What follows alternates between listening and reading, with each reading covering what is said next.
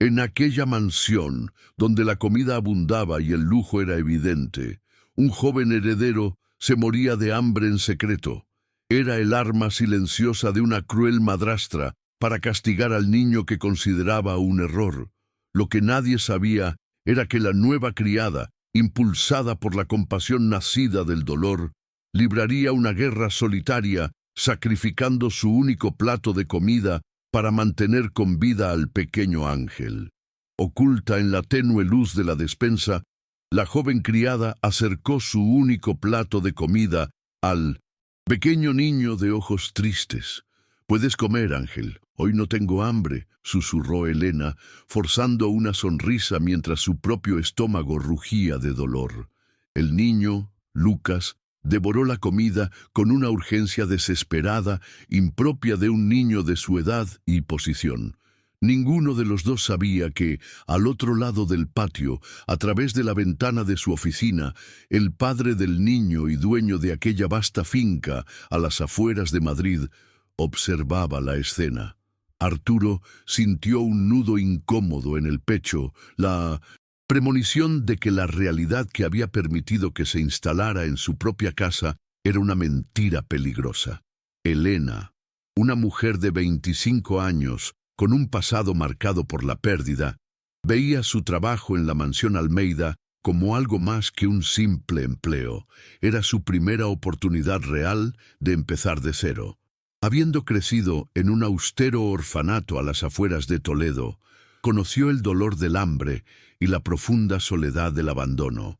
Sus recuerdos eran en blanco y negro, llenos de platos, medio vacíos y la ausencia de un abrazo protector. Esta empatía, nacida de su propio dolor, la conectó de inmediato con Lucas, el hijo de 8 años de su jefe, un niño tranquilo y retraído que parecía cargar con el peso del mundo sobre sus pequeños y frágiles hombros. Su motivación por el niño era instintiva, la necesidad de proteger a la niña que ella misma había sido. Elena era la única persona en la casa que realmente veía a Lucas. Observaba cómo observaba la comida en la mesa, no con la caprichosa curiosidad de un niño rico que elige qué comer, sino con la ansiedad de quien teme que sea su última comida. Vio su mirada siguiendo cada bocado de su padre, cómo se estremecía cada vez que su madrastra, Raquel, se acercaba. Para Elena, estos no eran los comportamientos de un niño malcriado.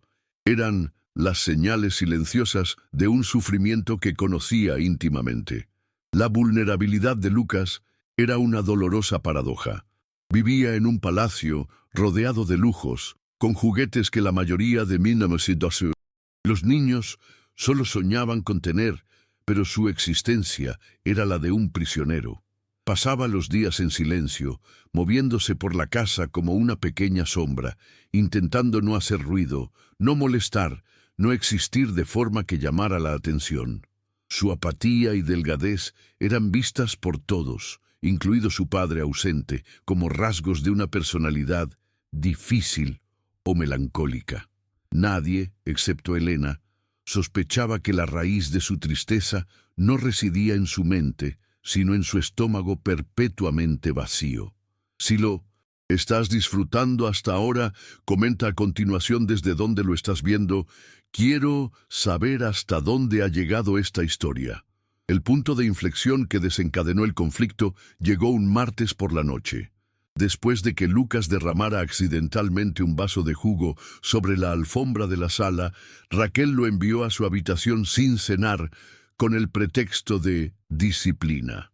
Horas después, Elena encontró al niño en la oscura cocina, intentando desesperadamente abrir un cubo de basura, con las manitas temblando de debilidad y vergüenza. La mirada que le dirigió al ser descubierto, una mezcla de miedo y hambre pura, fue la puñalada final en el corazón de Elena. En ese momento, supo que ya no podía ser una simple espectadora.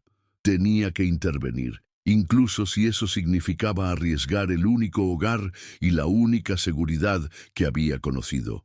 Raquel, La madrastra era una mujer obsesionada con la imagen y el estatus que le otorgaba su matrimonio con el millonario Arturo. Se movía por la alta sociedad madrileña con estudiada elegancia, donde cada sonrisa y gesto formaba parte de una meticulosa actuación. Sin embargo, Lucas era el defecto de su vida perfecta, un recordatorio constante e irritante de la difunta esposa de Arturo, la mujer que él amaba de verdad. Su crueldad hacia el chico no nacía de un odio explosivo, sino de una fría inseguridad.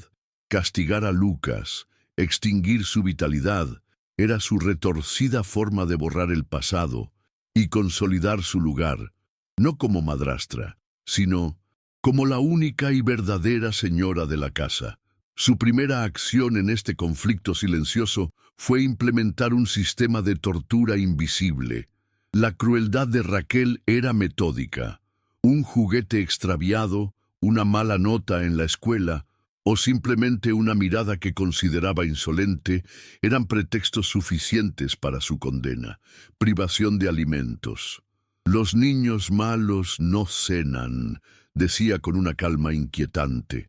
Se aseguraba de que esto sucediera siempre que Arturo estaba de viaje de negocios o en cenas tardías, manteniendo intacta su fachada de madrastra devota. Para el mundo y para su esposo era un pilar de paciencia.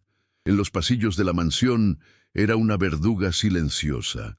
La reacción inicial de Elena ante este patrón de abuso fue de un horror paralizante. Vio cómo le negaban la comida, cómo retiraban el plato de Lucas de la mesa, y sintió el eco de su propia infancia hambrienta. Su mente se convirtió en un campo de batalla. Por un lado, el miedo aterrador de perder su trabajo, su única seguridad en el mundo. Por otro, la insoportable imagen de Lucas temblando de debilidad. Su conciencia no le dio opción. La necesidad moral de intervenir superó su instinto de supervivencia. Decidió librar esta guerra, no con palabras que la llevarían al despido, sino con el único recurso que tenía, su propia comida. El sacrificio de Elena se convirtió en un acto diario de resistencia, la escalada de una guerra silenciosa librada tras bambalinas de opulencia. El conflicto era una coreografía de 1900. Secretos y peligros. Guardó la mitad de su modesto almuerzo.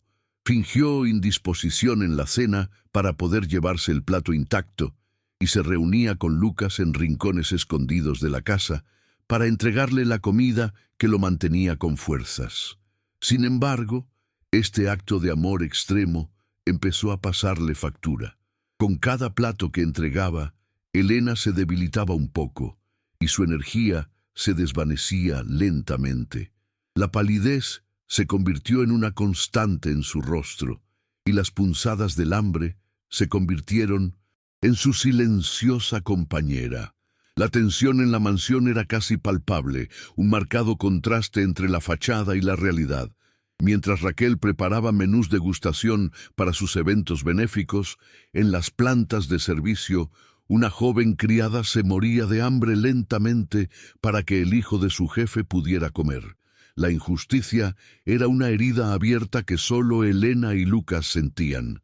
El niño, al darse cuenta de su sacrificio, se sintió consumido por una culpa que un niño jamás debería conocer, lo que lo volvió aún más retraído. Los dos, unidos por el hambre y el secretismo, se convirtieron en el epicentro emocional de una casa que se pudría por dentro. Raquel, sin embargo, empezó a sospechar. Notó las miradas cómplices entre Elena y Lucas y la leve pero notable mejoría en el ánimo del chico. Decidida a aplastar esta rebelión silenciosa, decidió intensificar su ataque. Anunció en la cocina que por orden de Arturo se reducirían las raciones de comida de los empleados para evitar el desperdicio. Era una mentira descarada, un golpe preciso diseñado para cortar la única fuente de sustento de Lucas. Pero nadie, y menos Raquel, imaginó que este acto de crueldad calculado no silenciaría la verdad, sino que crearía las condiciones para su inminente y trágica explosión. El giro del destino ocurrió un jueves por la tarde, un día que comenzó como cualquier otro. Arturo, un hombre cuyos días se regían por la implacable precisión de su agenda, se vio obligado a regresar temprano a Minusinthusi, casa para recuperar documentos olvidados. Al entrar en la mansión, lo recibió un extraño y pesado silencio.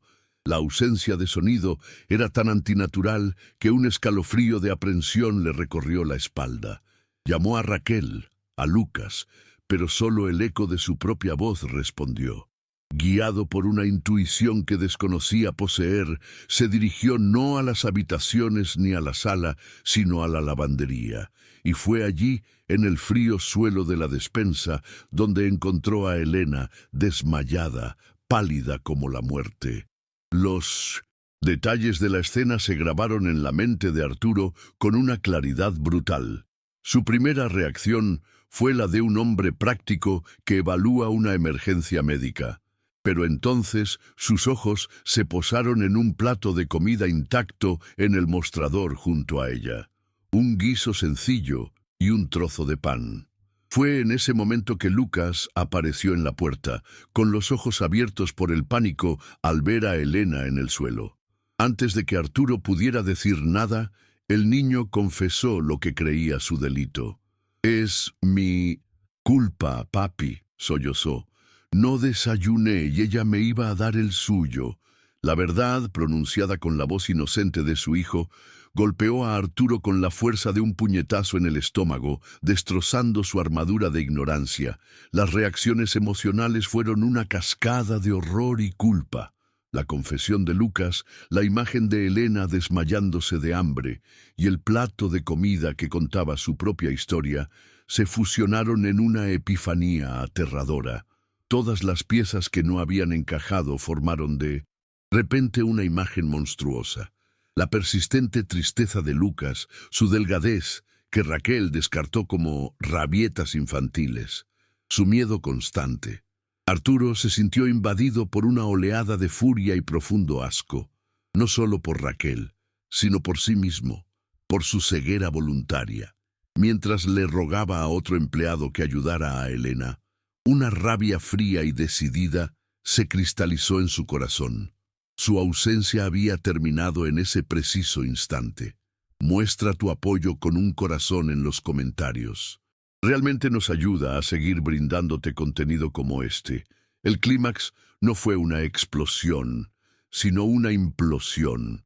Mientras se llevaban a Elena para que la cuidara, Arturo confrontó a Raquel en la suntuosa sala.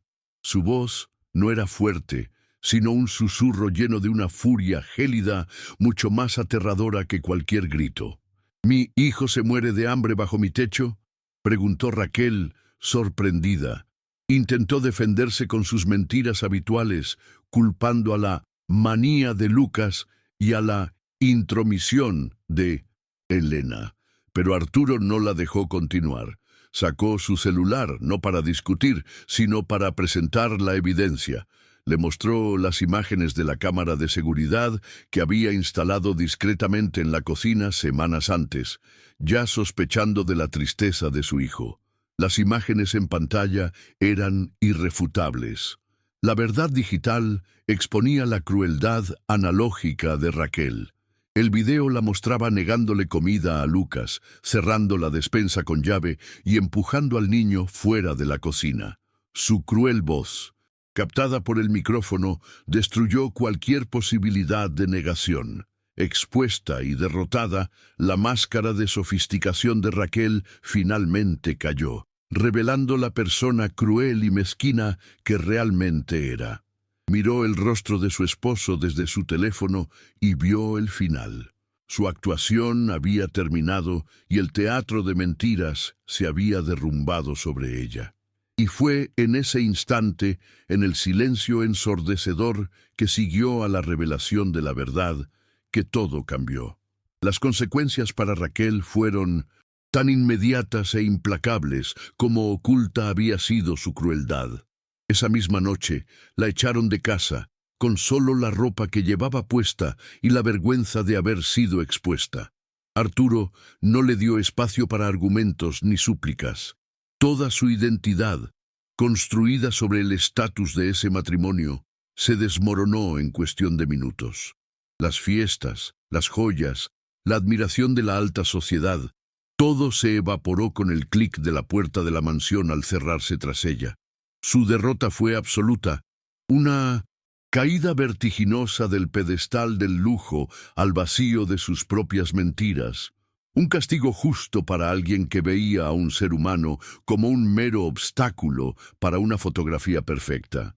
Consumido por la culpa, el primer acto de Arturo en su nueva vida fue pedirle perdón a su hijo. Se sentó en el suelo de la habitación de Lucas y por primera vez le habló sin las barreras de su dolor ni de su trabajo. Con lágrimas en los ojos, admitió su fracaso, su ausencia, y prometió que nunca más lo dejaría. Desprotegido, cuando Elena se recuperó, la llamó a su oficina, no como jefa, sino como un hombre profundamente endeudado. Le agradeció su sacrificio y le ofreció un nuevo puesto, ya no como empleada, sino como cuidadora oficial de Lucas, con un estatus respetable, un salario generoso y, sobre todo, la garantía de que siempre sería tratada como parte de la familia que había ayudado a salvar. Un año después, la cocina de la mansión es un lugar irreconocible. El silencio estéril ha sido reemplazado por risas y olor a panqueques. Arturo, ahora un padre presente y visiblemente más ligero, intenta torpemente voltear un panqueque en el aire para deleite de un Lucas sonriente y saludable, cuyo rostro ya no soporta el peso del mundo. Elena los observa desde una silla, tomando café, no como una sirvienta, sino como el pilar silencioso y querido de esta nueva familia. La mesa, antaño escenario de castigo y miedo, ahora está repleta de comida, pero sobre todo de un amor y un cuidado nacidos del más puro acto de sacrificio. La historia de esa casa dejó de ser sobre la opulencia de sus salones para convertirse en la abundancia de su corazón.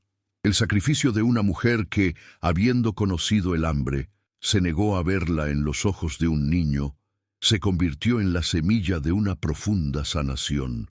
No solo salvó a un niño, salvó a un padre de su soledad y el alma de toda una casa del vacío. Si crees que el más pequeño acto de bondad puede transformar vidas, comenta sacrificio, dale me gusta a este video y compártelo para que todos recuerden que la mayor riqueza que poseemos es la que estamos dispuestos a dar.